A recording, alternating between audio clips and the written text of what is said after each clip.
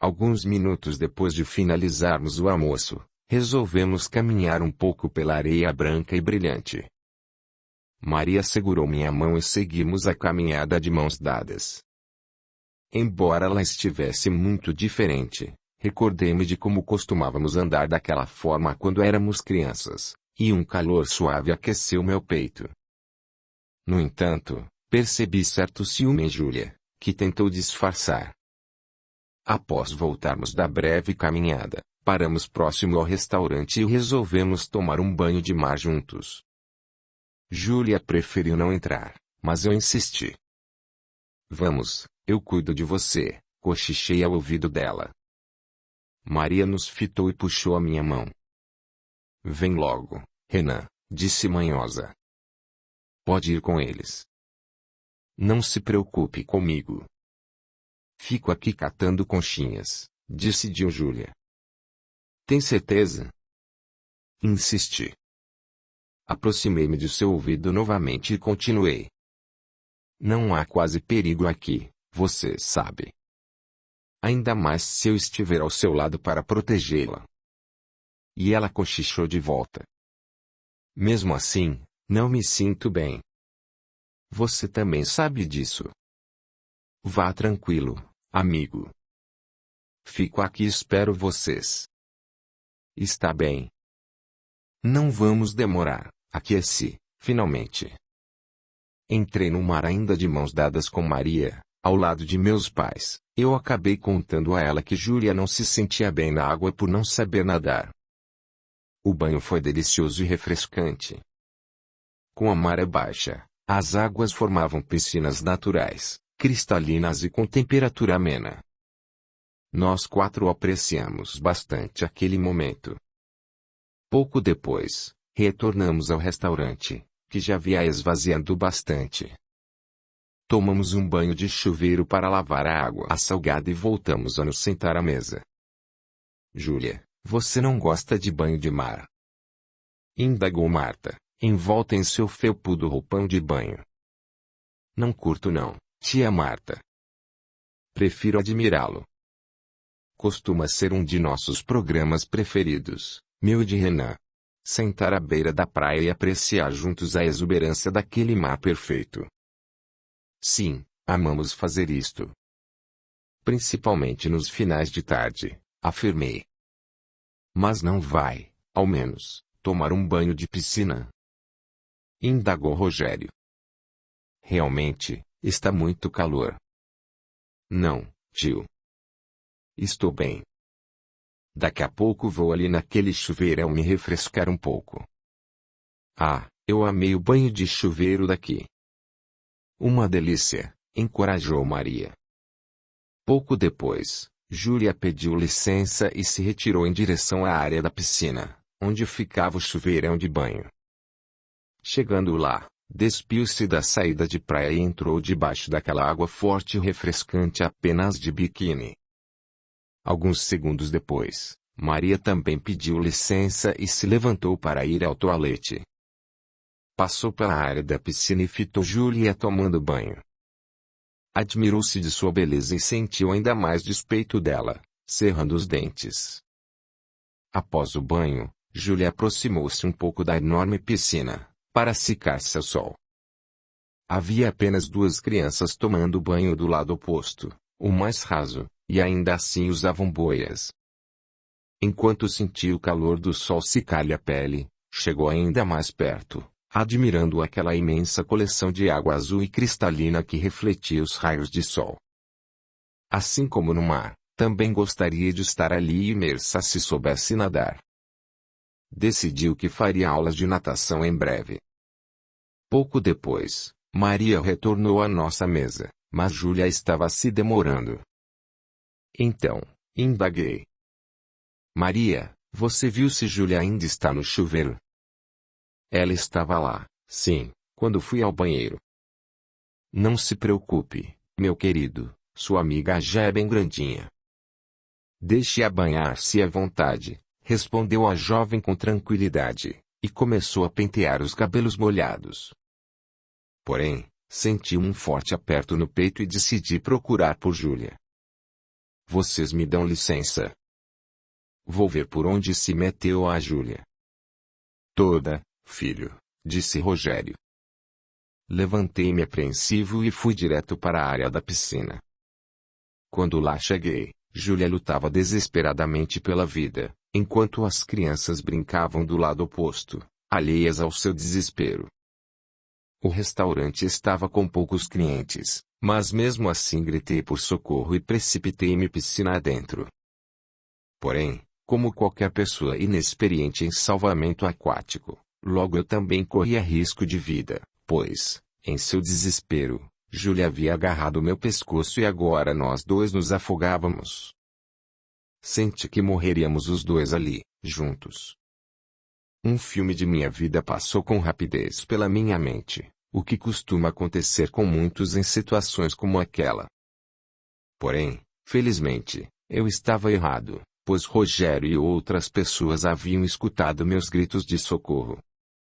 Sem demora, Rogério e 2 rapazes pularam na piscina. Depois disso, tudo aconteceu muito rápido. A um dado momento, quando um dos homens me erguia por trás, e meu pai e outro rapaz tentavam salvar a vida de Júlia, fazendo-a emergir da água, ela ficou de costas para mim. Então, eu a vi. Não estava na região superior de suas costas, mas um pouco abaixo, levemente acima da altura da cintura. A marca em formato grosseiro de coração estava lá, bem diante de meus olhos. Era exatamente igual à marca de Maria quando criança. Notei também uma cicatriz imediatamente acima dela. Mas como pode ser? Pensei atordoado, entre o desespero da ideia de perder Júlia e o dilema da presença daquela marca em suas costas. Nunca tínhamos falado sobre isto antes. E quanto a Maria, que estava agora ao lado de Marta à borda da piscina, ambas observando tudo aflitas. Ela também tinha a mesma marca nas costas. Como poderia haver 2 garotas praticamente com o mesmo sinal de nascença, que, por si só, era tão atípico? Todos esses questionamentos bombardearam minha mente enquanto eu e Júlia éramos retirados da piscina.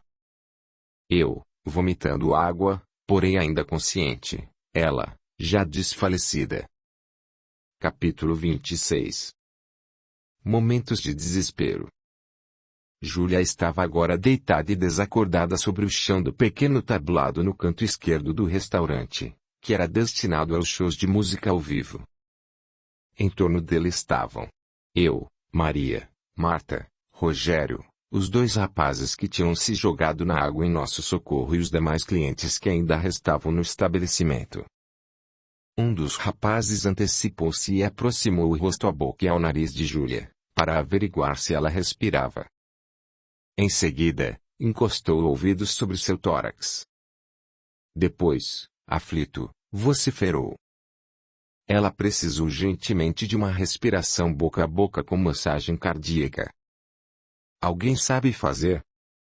Eu não sei fazer isso muito bem. Mas ninguém sabia. Então, implorei.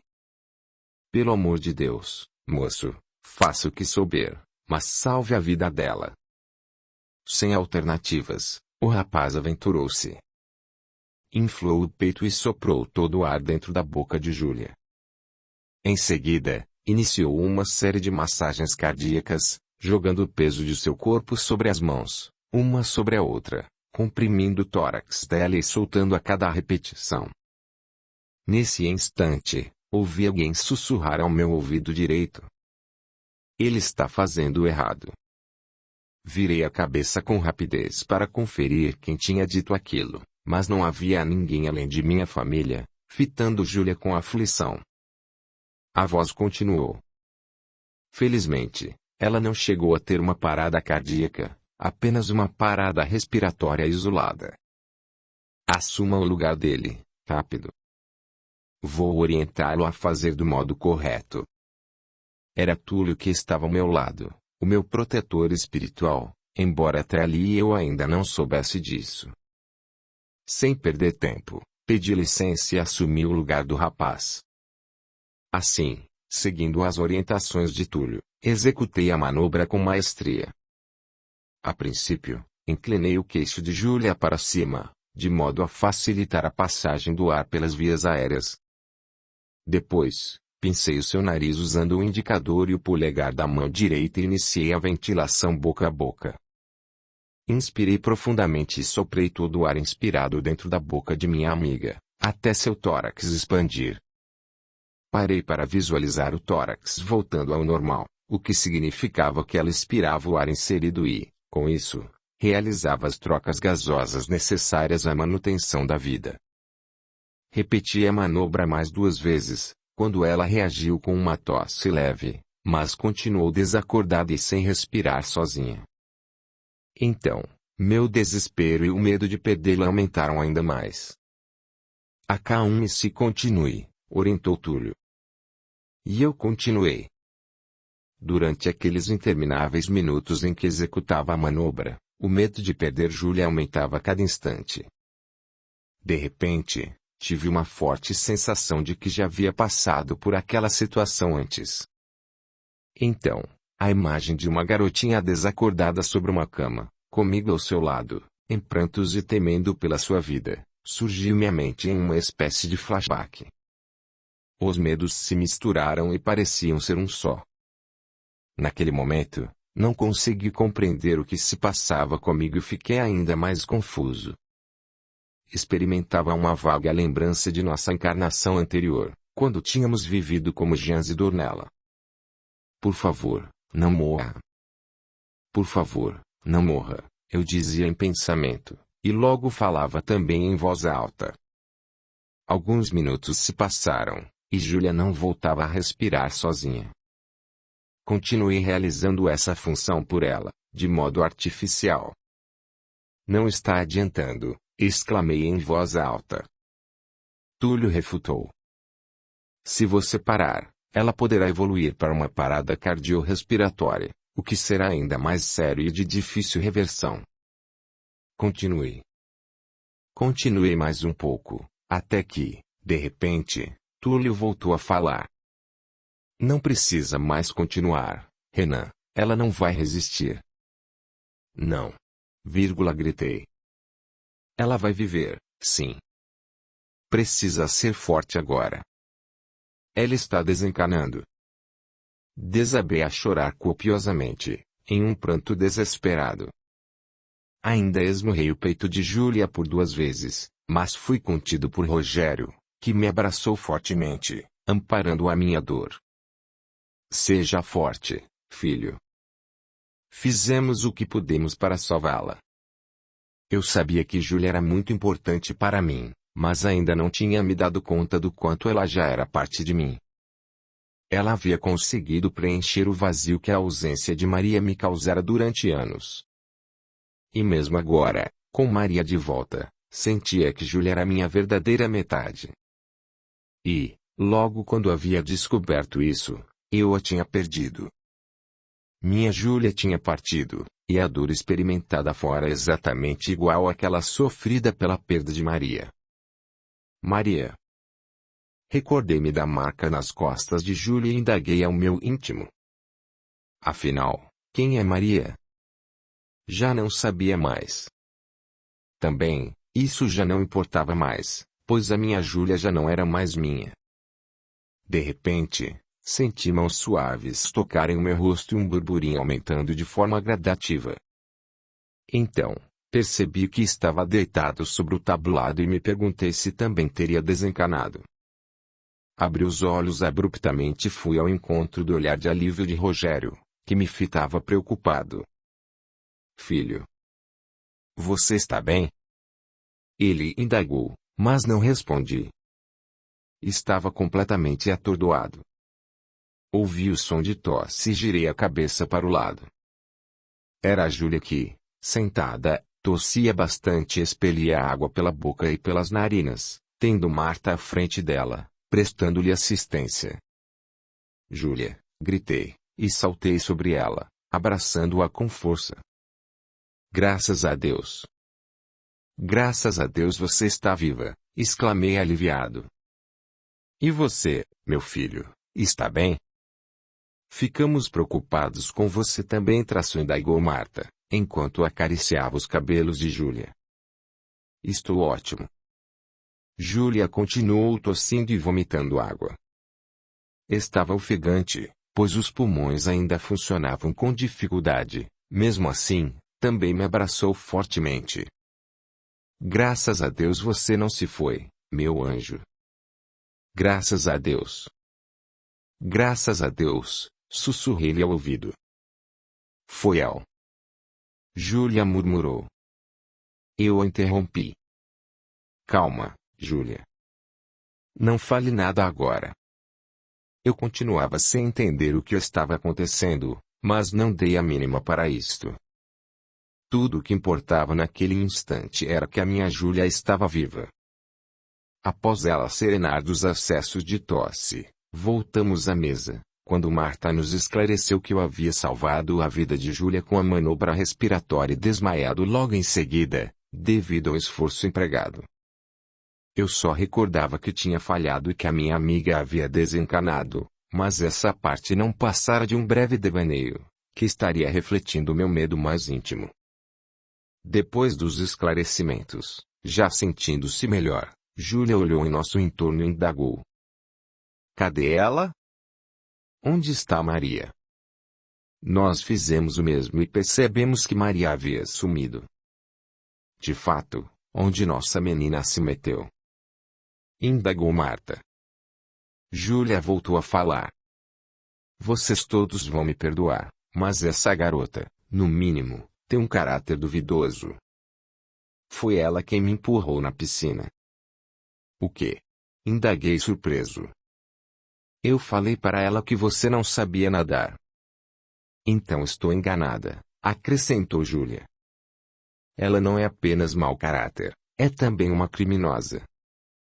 Calma, meninos, por favor, pediu Marta. Vamos ter cuidado com o que falamos, principalmente se a pessoa não estiver presente para se defender. Eu a fitei e retruquei. Marta, eu e Júlia não costumamos falar mal dos outros, muito menos pelas costas. Mas o que Maria fez foi muito sério. Voltei-me na direção de Júlia e indaguei. Como foi que aconteceu? Júlia respondeu. Eu estava próximo à borda da piscina, me secando ao sol após o banho de chuveiro. Quando percebi a sombra de alguém se aproximando por trás, me virei rapidamente. Daí, ela disse. Então é você?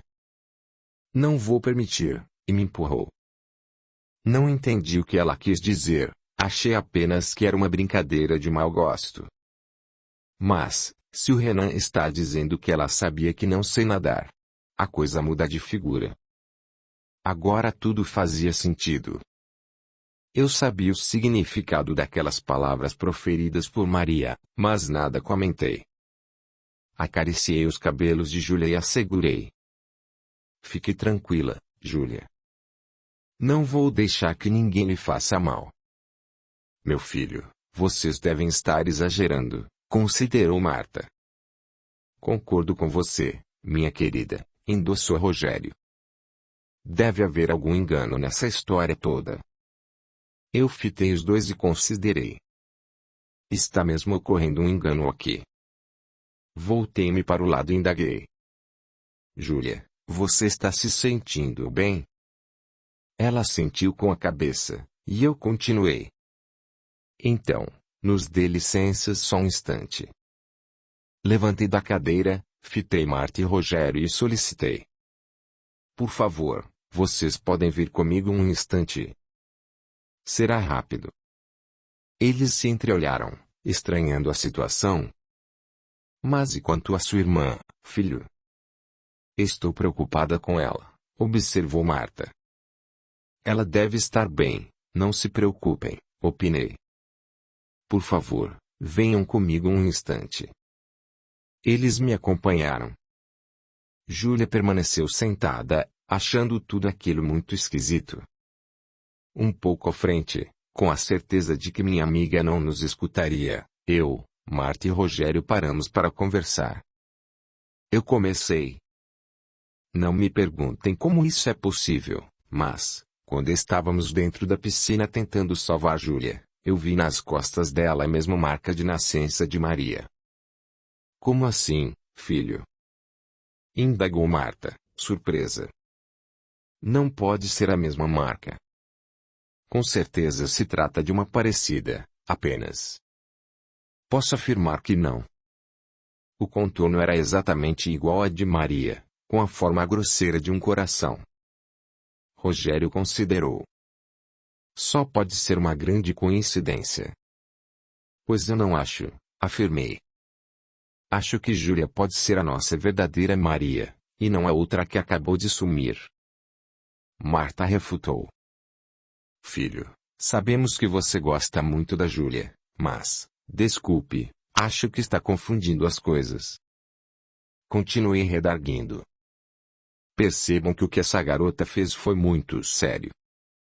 Eu tinha contado a ela que Júlia não sabia nadar e, mesmo assim, ela a empurrou na piscina, e no lado mais fundo. A minha Maria jamais faria uma barbaridade dessas.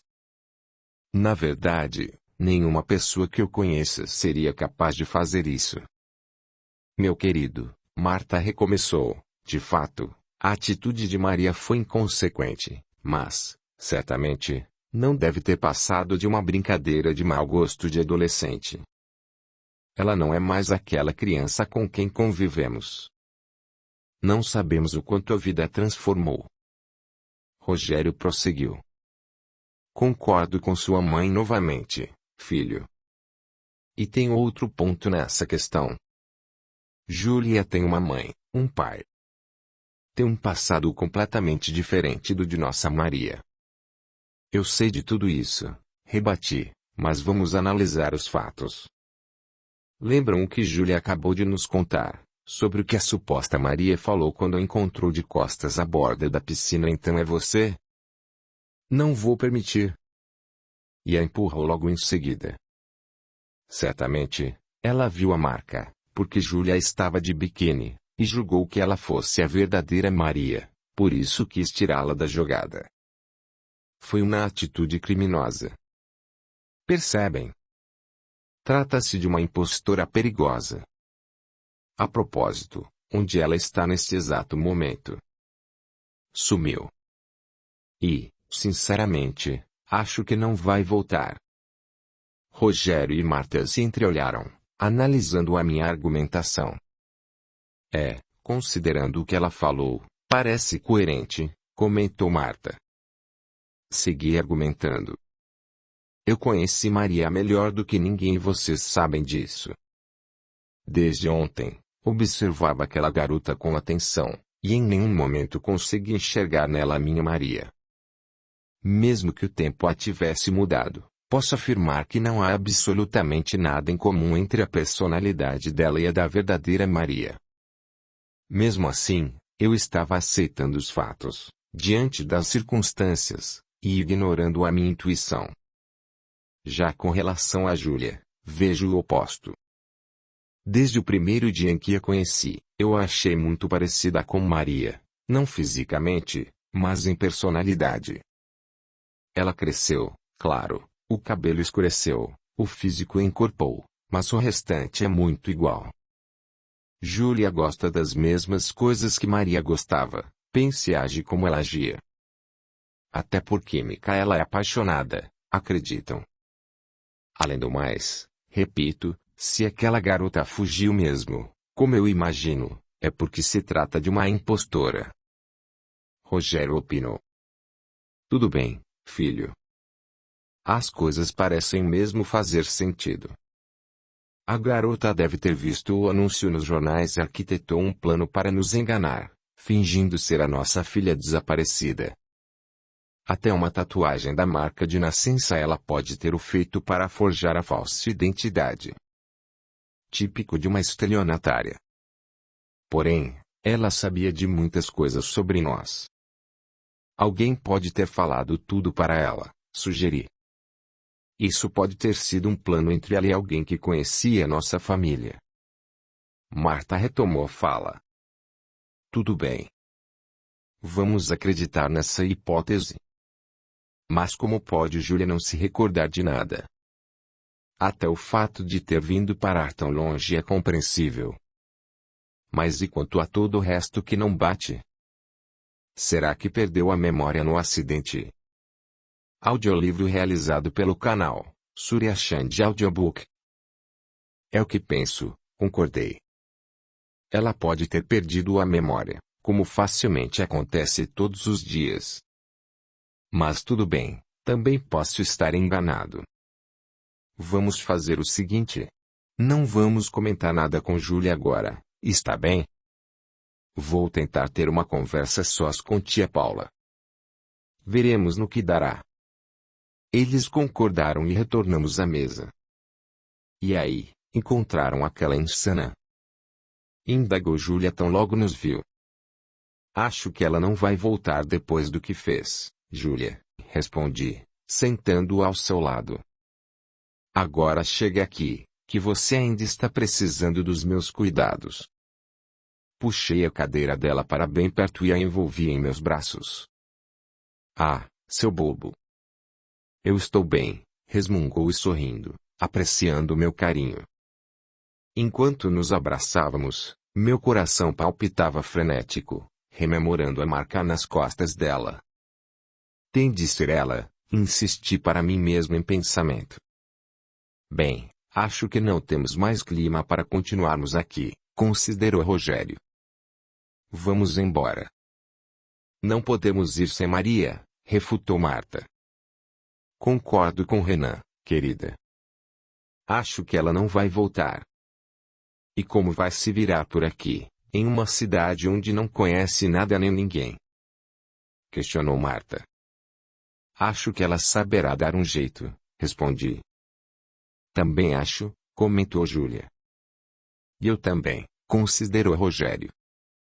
Ele solicitou a conta, e, quando o garçom chegou com ela, Marta observou. Não estou encontrando a sua carteira, que tínhamos guardado aqui, querido, disse Marta, vasculhando os pertences dentro da bolsa. E continuou procurando. Você nunca encontra nada de primeira, meu bem, com tanta coisa dentro dessa bolsa. É sério, Rogério. Marta agora estava visivelmente aflita. Não está aqui. Pior, a minha também não. Me dê isso aqui, disse Rogério, puxando a bolsa da esposa, nervoso. Vasculhou tudo dentro dela e exclamou. Desgraçada. Ela nos roubou, Marta. Levou todo o nosso dinheiro e os cartões de crédito. Meu Deus. E agora? Disse Marta, levando as mãos à boca. Calma, gente. Vamos manter a calma, pedi, enquanto Júlia conferia, ansiosa, a própria bolsa. Achei, afirmou meu anjo, aliviada. Pelo menos a conta do restaurante poderemos pagar, porque o meu cartão de crédito aquela infeliz não levou, estava bem escondidinho aqui dentro. E nem a minha carteira, porque só tenho os meus documentos e papéis velhos, ajuntei. Pagamos a conta, deixamos o restaurante e seguimos direto para uma delegacia de plantão, onde um boletim de ocorrência foi aberto. Depois partimos de volta à capital. Abraçado a Júlia no banco traseiro do carro, tendo a cabeça dela acomodada sobre o meu peito, a um dado momento do percurso, ela comentou baixinho. Estava pensando, Renan. Ela fez uma pausa. Sim. Se não tivéssemos o meu cartão de crédito para pagarmos a conta, ninguém melhor do que nós dois lavaria a pilha de pratos do restaurante para quitar nossa dívida. Não acha, meu gato? Sorrimos juntos, como sempre acontecia. Capítulo 27. A revelação. No dia seguinte, após o turno da escola, Marta e Rogério foram até o apartamento e me comunicaram que iriam adiar a volta para casa, pois gostariam de retornar apenas após a minha conversa com Paula sobre Júlia.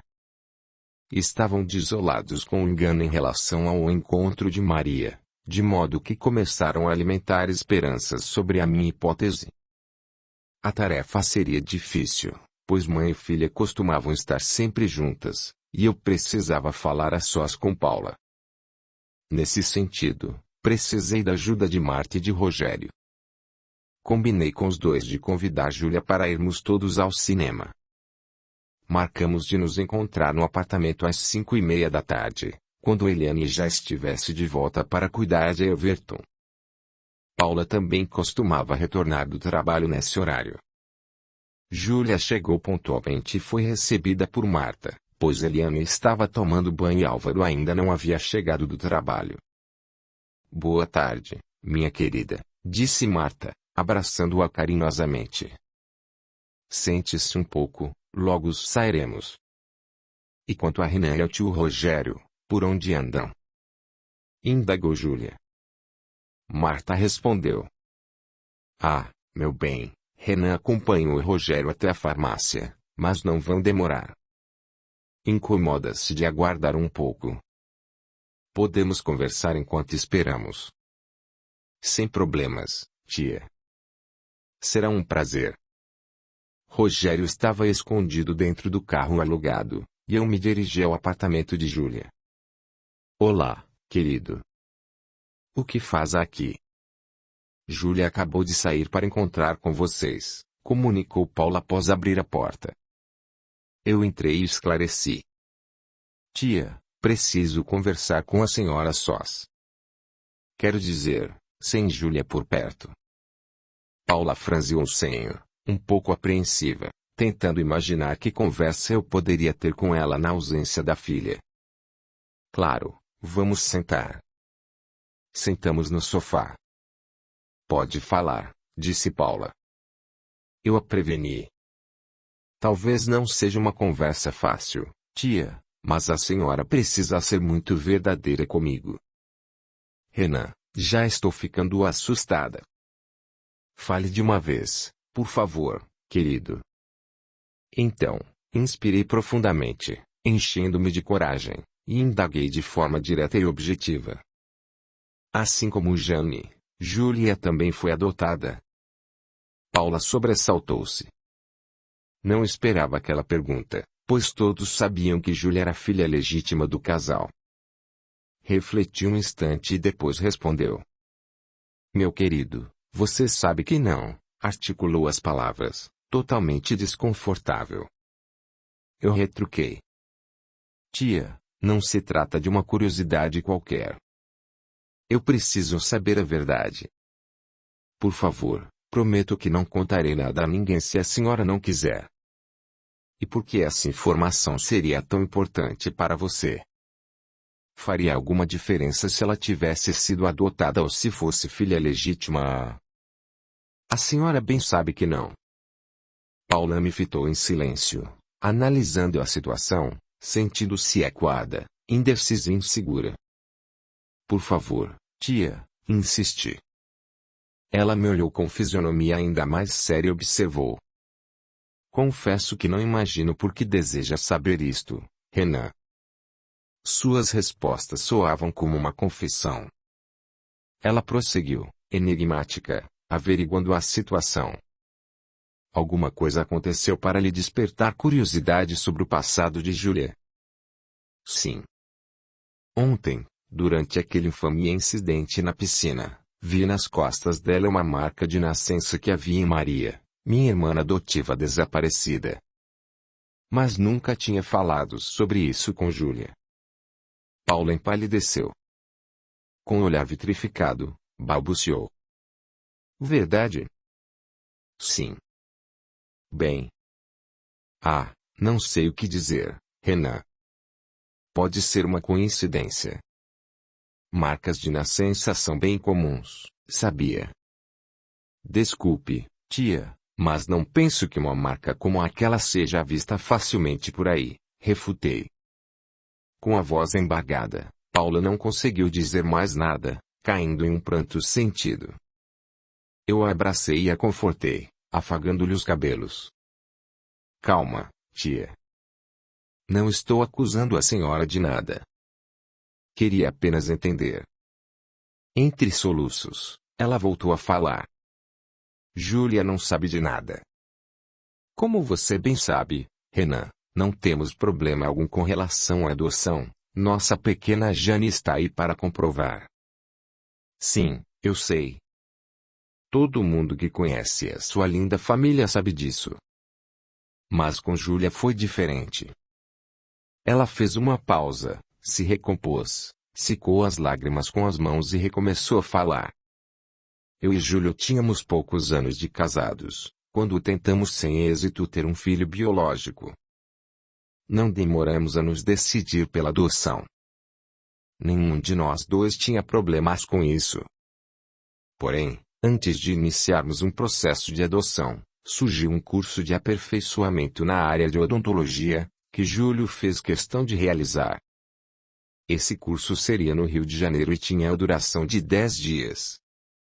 Então, tirei férias à mesma época e fomos juntos. Júlio tinha aulas apenas pela manhã, o que nos permitia usar o restante do tempo para passear e conhecer a cidade, como em uma segunda lua de mel. Um de nossos amigos dentista também levou a esposa com ele, Solange, de modo que fazíamos companhia uma outra durante as horas de aula. Veja como Deus age em nossas vidas, Renan. No segundo dia do curso, eu e Solange estávamos conhecendo as lojinhas do centro da cidade, quando ela torceu o pé e fomos juntas a um hospital de emergência. Enquanto eu aguardava na sala de espera, uma equipe de profissionais de saúde adentrou o hospital trazendo uma menininha desacordada sobre uma maca. Eu me levantei da cadeira e ouvi quando um deles disse que se tratava de um caso de atropelamento. Acompanhei aquele rostinho delicado e angelical até onde meus olhos conseguiram enxergá-lo. Solange retornou pouco depois, com o tornozelo enfaixado.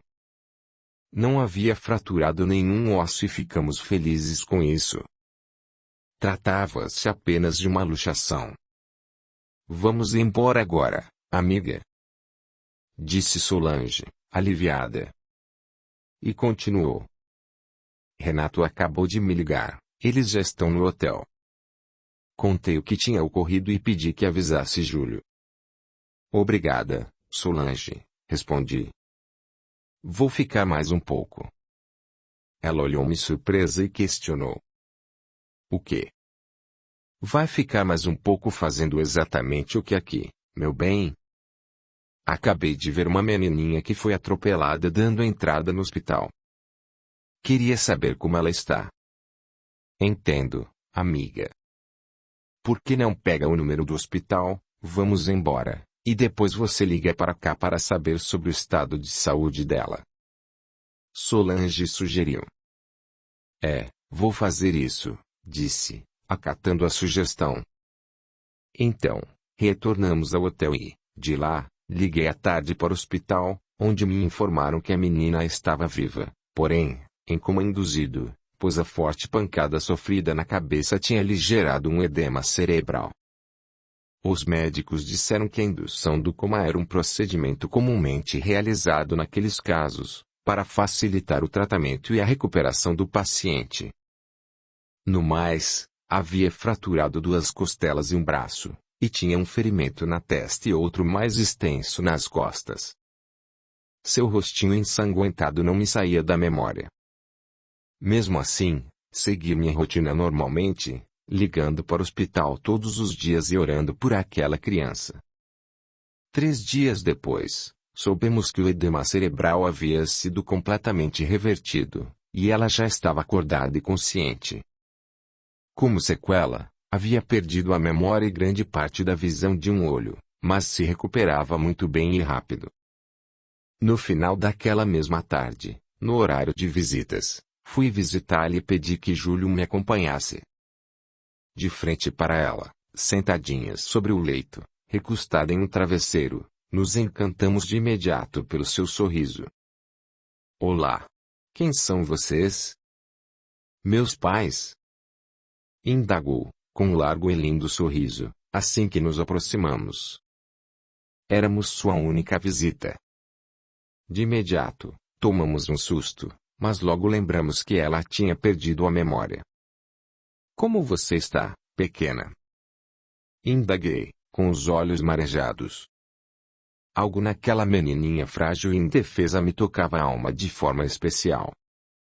Então, imaginei que poderíamos ser conhecidas de outrora, ou talvez tudo não passasse de um reflexo do desejo de ser mãe. Estou bem, mas não me lembro de nada. Vocês são meus pais? Ela repetiu. Eu e Júlio nos entreolhamos apreensivos, e ao mesmo tempo sorrindo com a insistência da pequena. Uma menina atropelada na rua, sem adultos por perto, que não lembrava o próprio nome nem quem era. O prognóstico não era nada bom. Não queríamos decepcioná-la, mas também não poderíamos criar-lhe falsas esperanças. Sendo assim, tentamos nos desvencilhar daquela situação da melhor maneira possível. Minha querida, do que você consegue se lembrar? Indaguei. De nada, ela respondeu sorrindo.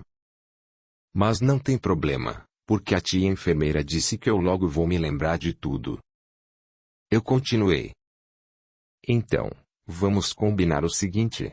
Vamos esperar até que você se recorde de alguma coisa. Quando isso acontecer, nós lhe contaremos quem somos, está bem? Como se fosse um jogo de adivinhar. Ela indagou. Isso mesmo, pequena esperta, elogiou Júlio, sorrindo encantado. Como se fosse um jogo. A luz que aquela pequena criança emanava com seu sorriso era contagiante. Como é até hoje, e como você bem sabe, Renan, considerou Paula. Sei bem, tia, concordei. Paula seguiu com a narrativa. Mais 2 dias se passaram e ninguém apareceu para reclamar a menina. Àquela altura, nossos corações já torciam para que isso não acontecesse, embora a razão desejasse o contrário. Em poucos dias, ela havia nos conquistado como se há muito a conhecêssemos. 2 dias depois, quando não pudemos ir visitá-la e ligamos para lá, informaram-nos de que ela havia fugido do hospital naquela tarde, após saber que iria para um orfanato. Ficamos em pânico. Além da gravidade de uma criança perambular sozinha pelas ruas de uma cidade grande, ainda havia a condição de saúde dela, que estava em recuperação. Imediatamente, tomamos um táxi e seguimos para procurá-la nas imediações do hospital, orando sem parar para que Deus nos ajudasse a encontrá-la. Nesse momento da narrativa, eu me lembrei de mim mesmo, que também havia fugido do hospital, só que para procurar a minha pequena Maria. Marta prosseguiu. 2 horas depois, rondando por aquelas quadras, parando e procurando em diversos locais, o próprio taxista nos desencorajou. Já começava a escurecer, e as esperanças esvaíam-se de nós a cada segundo. Porém, quando decidimos retornar ao hotel, senti uma forte intuição de que deveria procurá-la apenas mais um pouco. Logo imaginei que amigos espirituais estariam nos auxiliando naquela tarefa, pois aqueles minutos em que continuamos a procurá-la foram decisivos em nossas vidas. Avistamos Júlia caminhando pela calçada de uma igreja, já um pouco distante do hospital. O táxi parou, descemos rapidamente e corremos até ela. Ofegante, eu me abaixei e a abordei. Minha querida. Que bom que encontramos. Ela nos fitou com os olhinhos brilhando de alegria e disse. Papai, mamãe. Eu continuo sem me lembrar de nada, mas sei que são vocês. Que bom que vieram me buscar, pois as tias do hospital queriam me levar para um lugar onde ficam as crianças sem casa e sem pais. Mas eu sei que tenho pais e que são vocês. Eu e Júlio nos entreolhamos, e foi inevitável que as lágrimas nos viessem aos olhos. Abraçamo-la calorosamente e a levamos para o hotel conosco. No dia seguinte, comunicamos imediatamente a situação dela à Justiça da Infância e da Juventude. Não sabíamos como daríamos a notícia de que precisávamos deixá-la em um abrigo, mas não foi preciso. Júlia desmaiou em nossos braços e voltou para o hospital, onde permaneceu em coma por mais 6 meses, desta vez, não mais induzido, mas por complicações de saúde. Durante todo esse tempo, eu e Júlio viajamos para o Rio com frequência. Orávamos por ela todos os dias, para que saísse do coma, enquanto acompanhávamos os esforços dos assistentes sociais para encontrar algum parente da nossa pequena. Mas ninguém foi localizado e, mesmo sem a certeza de se ela sairia daquele estado, recebemos autorização para entrarmos com o pedido de adoção legal.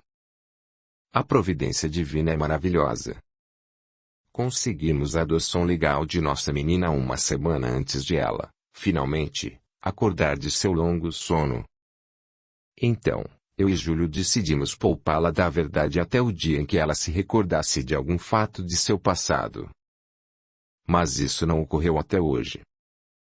Lágrimas escorriam de meus olhos, ininterruptas, ao ouvir a história de minha Maria, que também lembrava a minha, de certa forma. Paula prosseguiu, concluindo a narrativa. Como ela não recordava nem do próprio nome, nós a batizamos de Júlia e fomos formando um passado para ela. Contamos que havia tido uma doença séria e ficado internada por algum tempo. Falamos das peripécias que fazia quando ainda era um bebê, e de como todas as nossas fotos de sua primeira infância haviam sido perdidas em um pequeno incêndio. Poderíamos ter-lhe contado toda a verdade desde o início, mas, como não sabíamos nada sobre o passado dela, optamos por presenteá-la com um passado novo, cheio de momentos felizes, ainda que ela não se recordasse dele. Assim, ela cresceu acreditando que era nossa filha biológica e que havia tido uma séria doença na primeira infância, o que justificou o período em que passou no hospital e do qual se recorda. Depois veio a pequena Jane, completando a felicidade de nossa linda e amada família.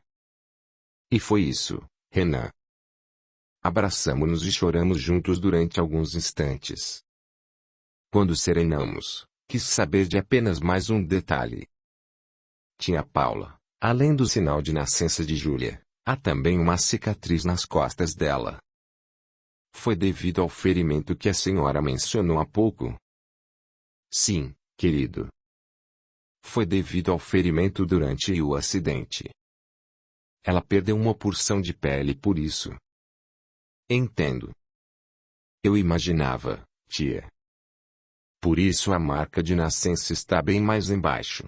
Porque a pele foi puxada. Sim, sim. Por isso também ela não costuma usar roupas que mostrem as costas totalmente, nem ficar de biquíni na frente das pessoas. Entendo. Bem, Renan, meu querido, neste momento eu posso dizer que estou em maus lençóis. Agora que sei quem é a verdadeira família de nossa Júlia, sinceramente, não sei o que fazer. Tomei suas mãos entre as minhas, olhando-a nos olhos, e considerei. Tia, a verdadeira família dela agora são vocês. Da mesma forma que meu lugar é ao lado de minha mãe Vera e de meu irmãozinho. Amo Marta e Rogério.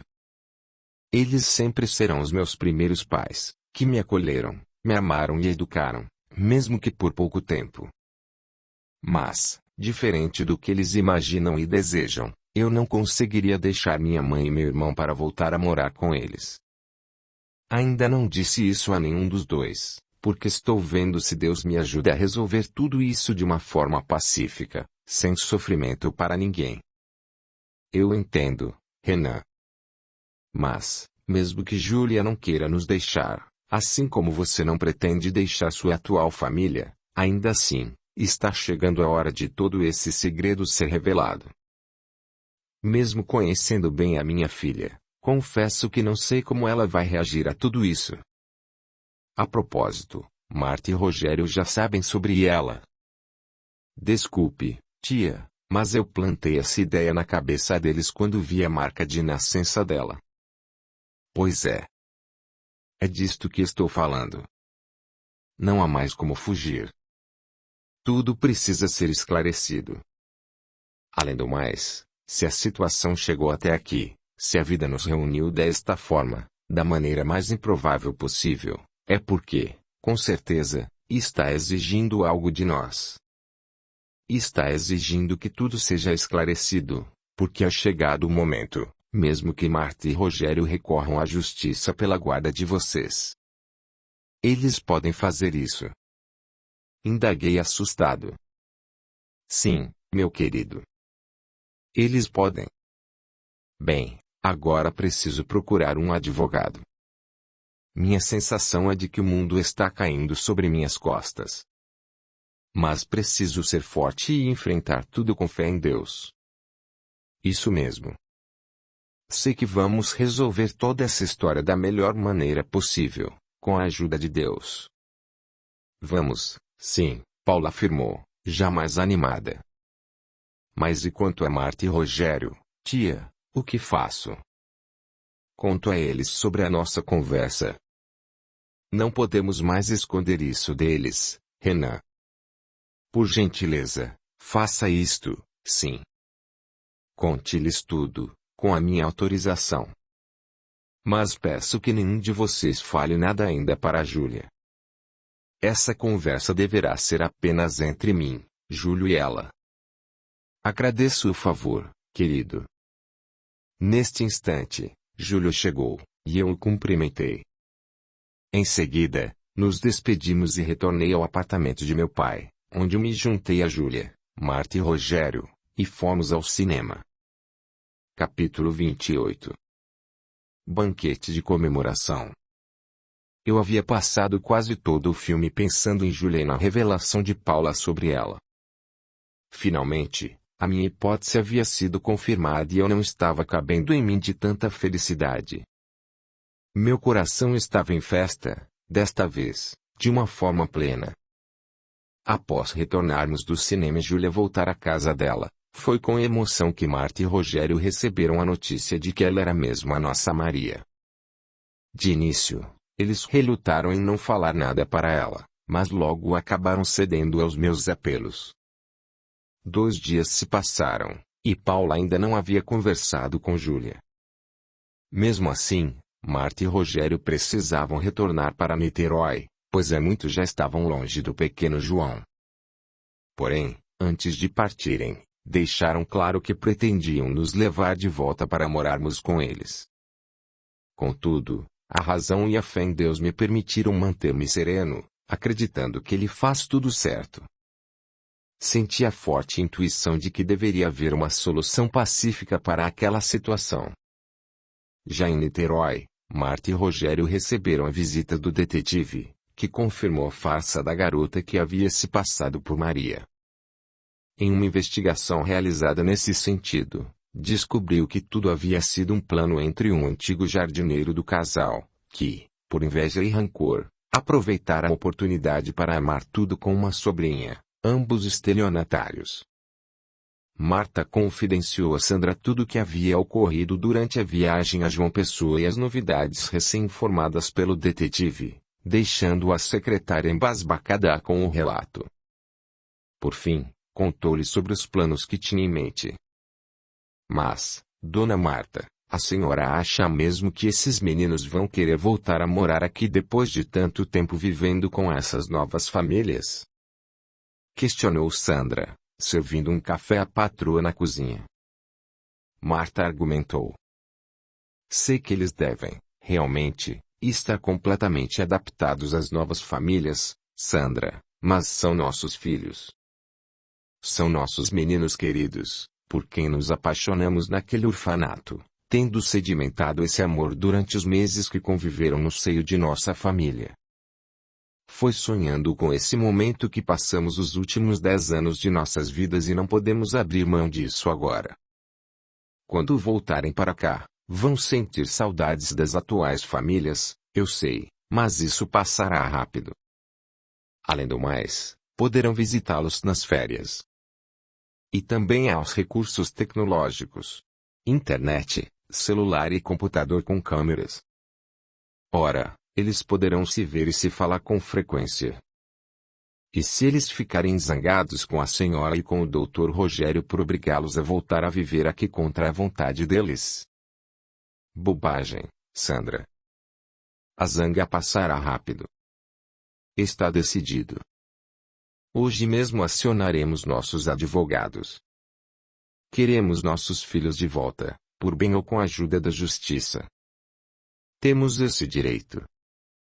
Sou grata a Deus por ter permitido que nossos filhos tenham encontrado novos pais adotivos que cuidaram bem deles durante todo esse tempo. Mas agora é nosso dever retomar o papel de pais.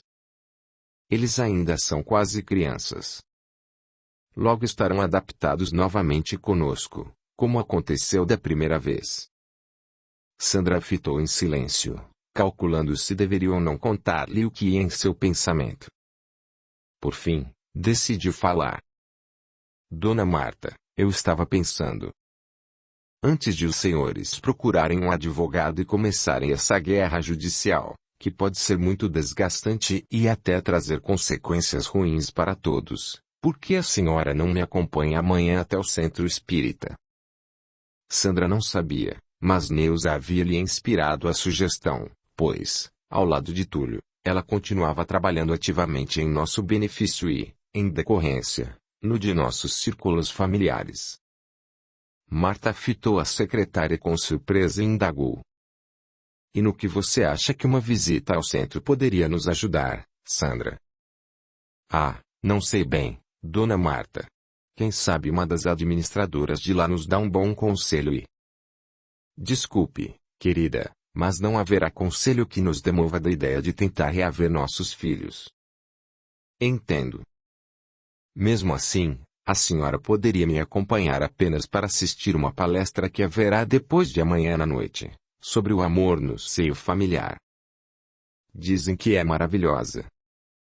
Bem, confesso que aprecio bastante as palestras que assisto no centro. Mesmo assim, vou pensar no caso. No dia seguinte, logo bem cedo, Marta foi até a casa de minha mãe Vera, no Rio de Janeiro, e contou-lhe tudo o que havia se passado em João Pessoa. Por fim, deixou claro que, se eu não voltasse a morar em Niterói, eles iriam acionar a justiça para nos obrigar a isto legalmente. Desesperada, minha mãe ajoelhou-se aos seus pés, implorando para que não me tirassem dela. Pelo amor de Deus, Dona Marta, não faça isso. Renan é meu amado filho do coração, a alegria de minha vida.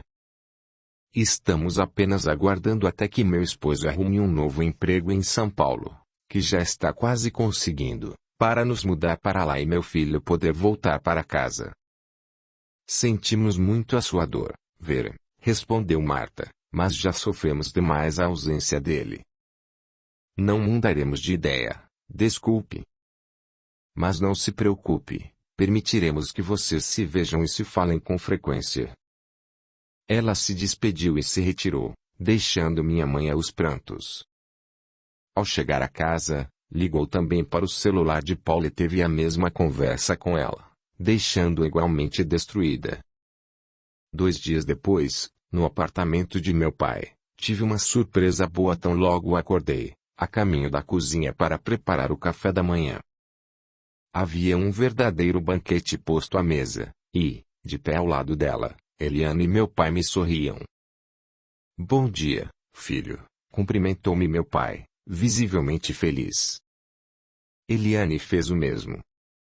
Bom dia, Renan. Pode sentar e comer o que quiser. Bom dia, pai, Eliane. O que aconteceu? Marta e Rogério deixaram tanto dinheiro assim para as nossas refeições? Indaguei fitando-o à mesa, surpreso. Eliane abriu outro sorriso e se antecipou em responder. Não, querido. Não deixou dinheiro algum. Então, o que se passa? Insisti. Sente-se. Vamos comer, repetiu Eliane. Puxei a cadeira e o sentei. Coma à vontade, filho. Precisa ficar bastante forte, considerou meu pai. Vamos lhe fazer companhia. Eles se sentaram à mesa e iniciamos a refeição juntos. Everton acordou e juntou-se a nós. Por que isso hoje? Indagou meu irmão. Isso que, filho? Questionou Eliane, fazendo-se de desentendida. E ele respondeu. Toda essa comida. Vocês vivem dizendo que não tem muito dinheiro para comprar comida e por isso Renan não pode comer as minhas coisas.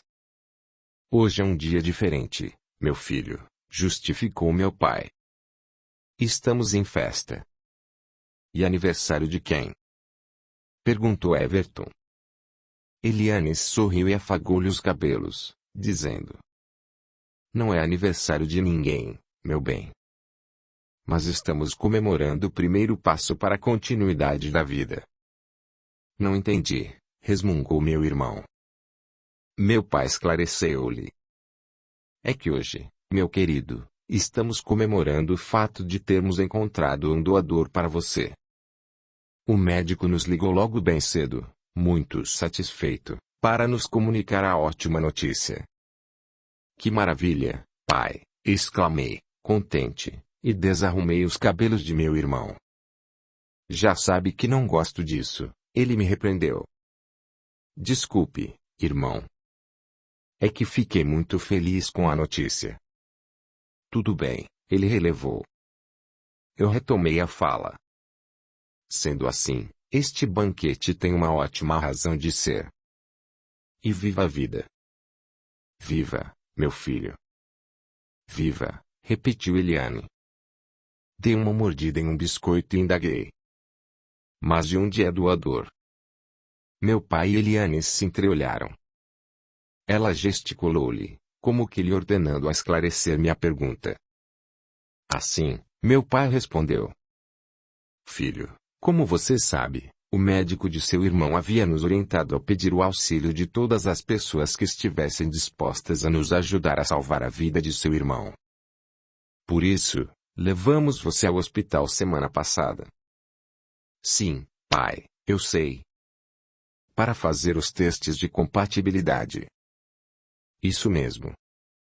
E, assim como você, conseguimos levar também a sua prima, filha de minha irmã, que, com muita boa vontade de Deus no coração, resolveu fazer os testes também. Além de vocês dois, não conseguimos mais ninguém. Nossa esperança era nela, na minha sobrinha, que é parente consanguínea de Everton. Porém, meu pai fez uma pausa. Continue, pai, por favor, encorajei-o. Ele remexeu-se na cadeira e prosseguiu. Como eu ia dizendo, tínhamos esperança de que minha sobrinha pudesse ser a doadora. Porém, os exames acusaram compatibilidade com você, Renan. Você, filho, que nem irmão de sangue dele é. Já pensou em uma coisa dessas? Isso só pode ser a mão de Deus, filho. Um milagre. Ele não vai precisar entrar em nenhuma fila de espera. Sério? Indaguei surpreso. Sério, filho. Ele pendeu o corpo para o lado e, como estava sentado, deu-me o que posso definir como um meio abraço. Porém, existe um detalhe, não é, querido? Interrompeu Eliane, instigando o esposo a continuar. E meu pai assim o fez. Renan. Existe uma questão nesta situação. Pessoas menores de idade, como você, não podem doar órgãos em vida, a menos que os pais, pai e mãe, eu quero dizer, autorizem o procedimento. Eliane voltou a falar. Isto significa que, agora que seus pais legítimos o encontraram e vão legalizar a sua guarda, precisaremos da autorização deles. Entendo, respondi. Mas acho que isso não será um problema, gente. Afinal, não é todo dia que temos a oportunidade de salvar a vida de alguém. Eu estou muito feliz por isso. Muito mesmo. Acho que Marta e Rogério vão autorizar, sim. Agora precisamos todos fazer uma prece a Deus agradecendo por essa bênção. Meu pai e Eliane se entreolharam, admirados com as minhas concepções sobre o assunto, pois não estavam habituados com tal postura no círculo social do qual faziam parte. Sendo assim, filho, continuou meu pai, você poderia ligar para eles hoje mesmo e pedir a autorização, que deverá ser por escrito e registrada em cartório, claro. Sim, sim, pai. Assim que retornar da escola, farei isso. Obrigado, meu filho. Ele me deu outro meio abraço. Também agradeço muito, Renan, acrescentou Eliane. Demos as mãos e eu proferi uma prece de agradecimento. Após finalizarmos a refeição, meu pai nos levou ao colégio. Depois da aula, quando retornava para casa, eu e Júlia nos encontramos no corredor do nosso andar. Eu a abracei com tanta força que ela reclamou. Estava matando mais um pouquinho das saudades de minha Maria. Você anda tão carente de mim esses dias, meu gato. Assim, vou ficar convencida. Pode ficar mesmo. Não consigo mais esconder que não sei mais viver sem te dar esses abraços apertados, sua doidinha. Muito agradecida pelo carinho tosco. Quase me deixa sem ar. Sorrimos juntos. Vamos dar um pulinho na praia à tardinha, quando o sol baixar. Quero lhe contar a novidade, eu a convidei. Que novidade? Ah, não deveria ter dito isso, querido. Não sabe que mulheres são curiosas. Já quero saber agora. Se não me contar, sou capaz de ter urticária de tanta curiosidade. Eu sorri e respondi. Eu te conto agora, mas vamos à praia mais tarde mesmo assim. Combinado? Combinado. Mas e seu pai? Liberou para você ir? Sim. Ele está muito feliz. Após saber das novidades, Júlia ficou absorta por um instante. Pouco depois, sugeriu. Renan, por que você não aproveita a oportunidade para impor uma condição para esse transplante? Impor condição? Ah, Júlia, eu não faria isso, você me conhece. Estou falando de uma condição especial. Após me contar sua ideia, eu opinei. Ótima ideia. Só poderia ter vindo de você mesmo. Eu a abracei novamente e beijei-lhe a bochecha. Assim vou ficar mal acostumada com tanto beijo e abraço. Sorrimos juntos mais uma vez, e eu sugeri. Agora que meu pai está mais liberal comigo, se quiser, virei aqui todos os dias para isto. Encher você de beijos e abraços. Ela me olhou pelo canto do olho e brincou. Vá almoçar, que a fome já está lhe afetando o juízo. Mas, antes que saia daqui chorando, confesso que gosto de todo esse dengo. Rimos novamente e eu tasquei-lhe outro beijo estalado na bochecha, ao que ela retribuiu de igual maneira, e cada qual seguiu para o seu apartamento. Júlia não tinha dimensão do quanto eu amava. Amava por ser Júlia e também por ser Maria, de modo que, somando o que sentia por cada uma delas separadamente, meu amor agora se duplicara e era muito intenso.